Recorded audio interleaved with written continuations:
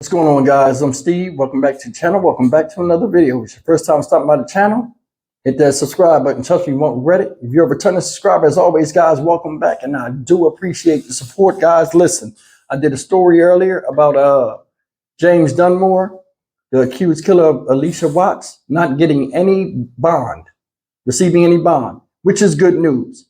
And also the family showed up and friends showed up and supporters who want justice for Alicia Watts en masse. Now I'm gonna tell you guys something. I applaud that. But this video right here just came right off the presses. It was suggested to me by one of my subscribers. You know what I'm saying? And it's a gem. And it teaches you something about the mind of this moron. This guy right here is everything I said he was. Insecure, claiming to be a victim, having insecurity issues, and a violent temper. This guy right here is the sum total of a lot of disconnect between black women and black men. A lot of us refuse to grow up, and this is proof of it. I'm gonna play you these 911 calls, this video of 911 calls that he had prior to dealing with Alicia Watts, when he had said ex-wife or whoever in the house with him the 2 months prior to him going out with Alicia Watts and everything transpired. Check out this craziness. Some new details tonight. We are learning about the nature of some calls that police responded to at James Dunmore's home in University City. Calls for welfare checks, disturbances, domestic violence. All of those calls leading up to the disappearance and murder of Alicia Watts. Police say that Alicia Watts was last seen at Dunmore's home in University City before she disappeared and was eventually found dead. Several weeks ago, Channel 9's Genevieve Curtis put in a request for copies of those 911 calls made from Dunmore's home. And now she's gotten some of those calls back and is going through them. And Genevieve joins us now live with the latest. Genevieve? Yeah, Erica, earlier this month, we put in a request for calls for service here at Dunmore's home, including all 911 calls in the past 3 years. And even though the only calls available were from earlier this spring, it is giving us a glimpse into the man now accused of killing Alicia Watts. Charlotte 911, do you need police, fire, or medical? And it's going to be a major problem out here. So I want you to get 911, get the police out here now. On May 8th, 2 months before Alicia Watts disappeared, her boyfriend at the time, James Dunmore, called 911 multiple times. He said his wife and her family were taking items from their home when they thought he wasn't there. That incident was days before a judge granted Dunmore's wife a restraining order against him. Records we just received show CMPD was called to his home 9 times between December of 2020 and July 19th, when Alicia Watts was reported missing. That includes multiple calls involving alleged domestic violence and disturbances, and welfare checks. During 2 calls, Dunmore becomes so agitated that 2 dispatchers have to tell him to calm down. Oh my God, dude. Oh my goodness. I'm just trying to relax. Take it easy. As we reported in March, Dunmore's wife filed a police report with CMPD saying he kidnapped, assaulted her, threatened to kill her, and held her against her will for 3 days in their home on Pamela Lorraine Drive. A CMPD detective closed the case as unfounded. We've asked why, but haven't been told. Just weeks later, his next romantic partner, Alicia Watts, was murdered. And today, James Dunmore faced a judge in Alicia's murder. He was denied a bond. And as we've reported, Dunmore previously served time in Virginia for domestic violence and kidnapping charges involving other women. All right, family, that was the news.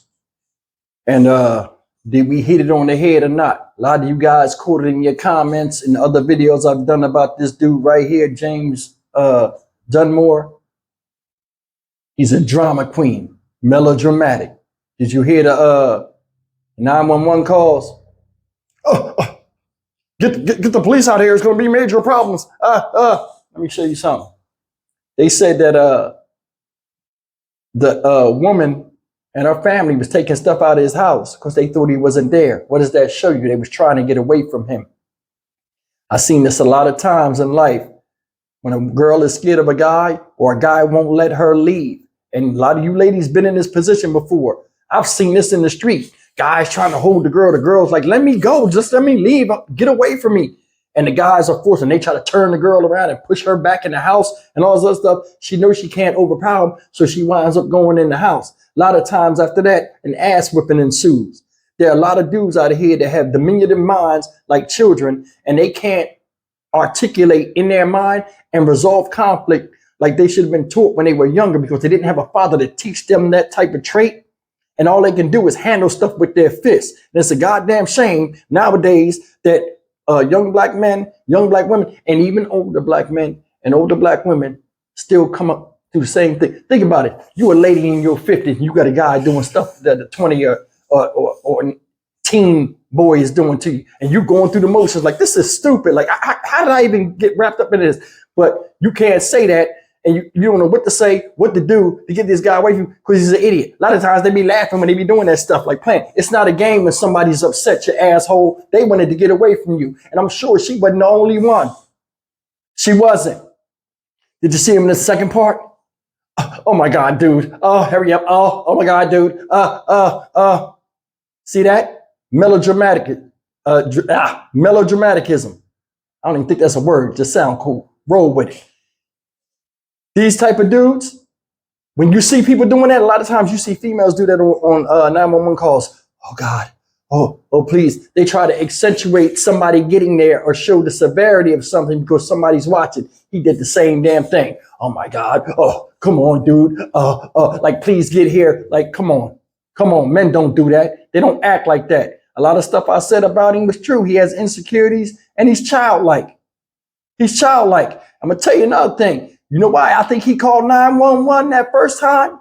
When he was saying, oh, there's going to be major problems out here if you don't hurry up and get the cops. You know why I think he called the cops himself? Because this type of dude don't never call the police. They try to inflict damage on you and keep the phone away from you. The reason why he did that, it was dudes there. And he know he couldn't act the way he wanted to act when she was getting the stuff out the house. Now, that case had got dismissed. And I think, honestly, a lot of people say I overanalyze. A lot of times I'll be right, though. She went back to him, so they just absolved it. Like, you know what? We can't keep doing this. If you looked on the thing right here where it had the domestic violence calls at the top, you'll see them back to back. That's when that happened. They was like, yo, you know what, man? We can't deal with this if you keep going back. Telling you guys, there's a lot of strange people out here. He's sitting up on the phone. Oh, it's going to be problems. Real emotional. Who is you, Keith Washington? Tell me that you love me. Get the fuck out of here. You understand what I'm saying? Silly stuff. Did you see the picture? He's a thick dude. He's a short, thick dude, strong dude, thick neck dude. Ain't no way you got to be beating on a woman. You can cause considerable damage. And I'm going to tell you something. Going back to this thing with Alicia Watts, right? I honestly believe he has a strong disdain for women. And just really thinking about it, was it like 3 or 4 women that he done did something bad to, and all in different type of ways and different stages of violence against them? The ultimate violence he committed on Alicia Watts, which cost her life. He told the other girl, like I told you, hey, I'll put you where nobody can find you. He took what he do. He took one girl to South Carolina, right? One girl he assaulted, went to jail and stuff for, and now Alicia Watts. I don't think, like I said, she did a background check on him. And ladies, you guys pay attention to this. Men too, because I mean, there's some crazy females out there. You got to know who you dealing with and who's pursuing you. Because this guy right here might have been a smooth talker. You know what I'm saying? And he just bullshit. It's just one of those things I can't believe at his age. I'm 50 and I know better than to do any of that shit he does. And a lot of you guys out there know too. Just looking at this case and the crime he committed, I wouldn't be surprised, because they said she was most likely dead since the 18th. I would not be surprised if he took this girl out there and had her in the woods for a while before he killed her. Because remember in the other 911 call, they said the car left around 12 o'clock at night and it was just him leaving out. You understand what I'm saying? Then think about it. When she died, supposedly that night, he was found where? At the DMV. I think after that deed was done, he was exhausted. He went there, fell asleep. Police rolled up on him. He didn't know if he was caught or not. So we hit him with that. Oh, I tried to do bodily harm to myself. And they committed him to get him off the hook so he could find out if they knew or not. After that was over, he thought he got away with the crime. And that's the bad thing about this whole thing. People are in mourning. That community was upset. He stayed his butt in the house. And he knew, everybody knew he had something to do with it because he was the last one to leave with her. And he thought he got away with it. And luckily, CMPD, like I said before, was on it and handled it. This guy is a loser. He's a loser. Them 911 calls came, all them 911 calls came out of that house. Some of them look like they spanned over 3 years. So you was in your sister's house for 3 years. 3 years, bro. You sat in your sister's house and it never bothered you at all. You fighting and acting a fool. I know she was living there with you. So what was it? What was she enabling you? Or maybe she was scared of you too. Think about that, guys. For real. You stayed in somebody else's house that wasn't yours and you was bringing girls over there and feeling content with that. That right there screams loser all day to me. It does. You all melodramatic and all stupid on the 911 call.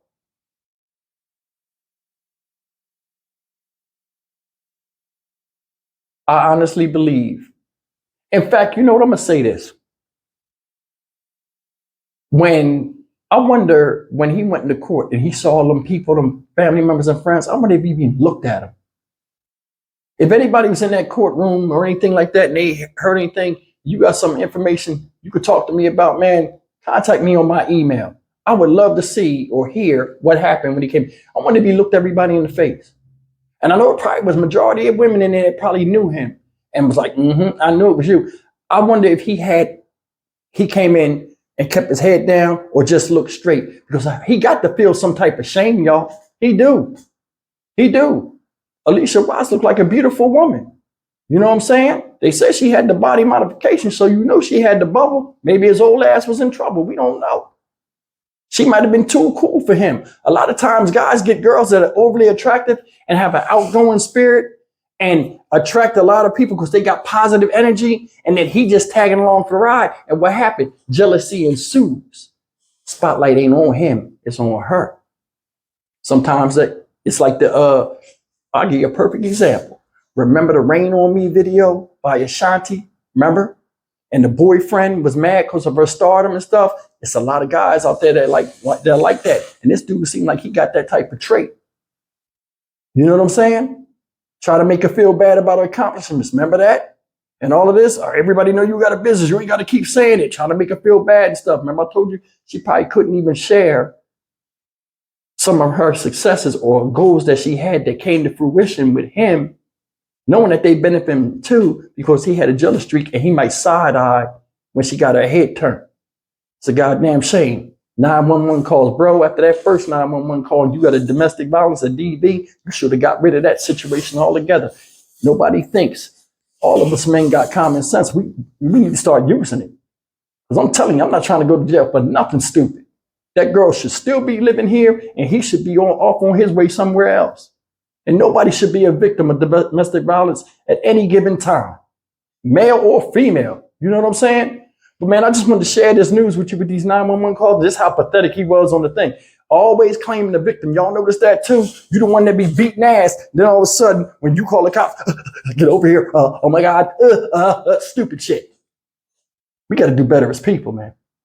And listen, we got idiots over here, idiots over there, and then we got the rest of us in between. So I ain't talking about everybody, but you guys know what I'm talking about. Supposedly, the next court date is on the 14th of next month. If God willing, I will try to be down there and report for you guys. This will be my first time since going to Memphis that I will travel outside of Houston. See if I can get down to North Carolina. I'll connect with a couple of people. I'll try to make it for the funeral as well. If anything, I mean, because my finances are tied up. I just bought a car and I'm getting over this divorce and stuff like this. But I promise you, this is the thing this channel is going to be about. We're going to be going to these places and all these stories I'm covering. I'm going to fill this board up with obituaries and stuff like that, so people can see the channel members my subscribers, we've been making a journey on this channel. And if you ain't a part of it, you're going to miss the train. You're going to have a timeline of us as a Dynamic Reason channel. All the places we've been. I'll steer the ship. I'll take you there. I'll give you footage you ain't ever seen, and you'll meet the actual people that were victims in this case, including those that lost their lives. We can't forget about these people. If we remember the past, it makes a better future. I'm Stock Market Steve for the Dynamic Reason channel. As always, like, comment, share, and subscribe. I'll see you guys in the next video. I love you and take care and be careful.